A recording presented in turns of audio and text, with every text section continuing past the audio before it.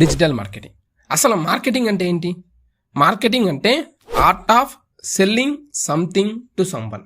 అంటే ఒక వస్తువుని వేరే వాళ్ళకి అమ్మించడం లేదా కొనేలా చేయటం, దాన్ని మార్కెటింగ్ అంటారు. అయితే డిజిటల్ మార్కెటింగ్ అంటే ఏంటి?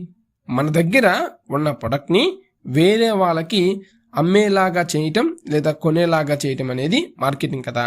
కానీ ఇలాంటి మార్కెటింగ్ని డిజిటల్ ద్వారా సేల్ చేస్తే దాన్ని డిజిటల్ మార్కెటింగ్ అంటారు.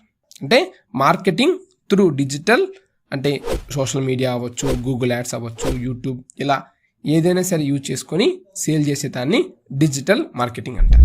మరి మార్కెటింగ్ ఎలా చేస్తారు అంటే పాంప్లెట్స్, తర్వాత hoardings, paper ads, TV ads, తర్వాత ఎల్ఈడి యాడ్స్, ఇలా చేసేదాన్ని జనరల్ మార్కెటింగ్ అంటారు. కానీ ఈ యొక్క social media, Google ads, online use చేసేదాన్ని డిజిటల్ మార్కెటింగ్ అంటారు. Benefits of digital marketing. So జనరల్గా మార్కెటింగ్ ఎలా చేస్తారని చెప్పాను?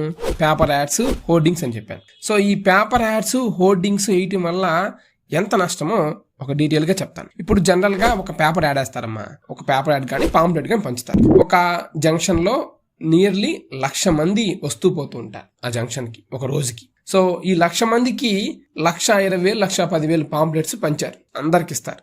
కానీ ఆ పాంప్లెట్ అనేది అందరు కొంతమంది చూస్తారు, కొంతమంది పాడేస్తారు, కొంతమంది వదిలేస్తారు, కొంతమంది నాకు వద్దంటారు, కొంతమంది తీసుకొని జేబులో పెట్టుకుంటారు, కొంతమంది పల్లీలకి యూజ్ చేస్తారు.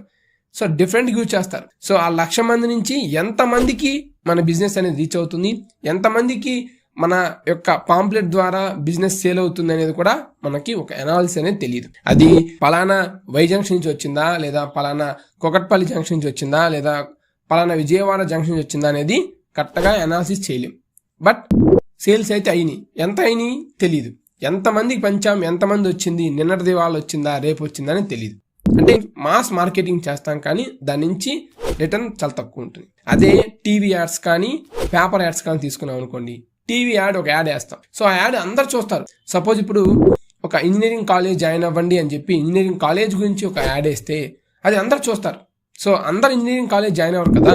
సో ఓన్లీ కొంతమంది ఇంజనీరింగ్ కాలేజ్ జాయిన్ అవుతారు. పర్ ఇయర్ 2 lakhs పీపుల్ మాత్రమే జాయిన్ అవుతారు, బోత్ ఏపీ అండ్ తెలంగాణలో కలిపి. కానీ కొన్ని కోట్ల మంది ఆ యాడ్ అనేది చూస్తారు. బట్ అందరికీ ఆ యాడ్ చూడటం వల్ల సో ఎవరికి ఉపయోగం లేదు కదా.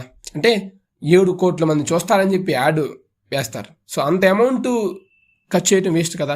మనకు కావాల్సింది టార్గెట్ పీపుల్ ఓన్లీ కేవలం 2 లక్షల మంది. సో ఇది డిసడ్వాంటేజ్ మార్కెటింగ్ అనమాట. సో మరి డిజిటల్ మార్కెటింగ్ యొక్క బెనిఫిట్స్ ఏంటి అంటే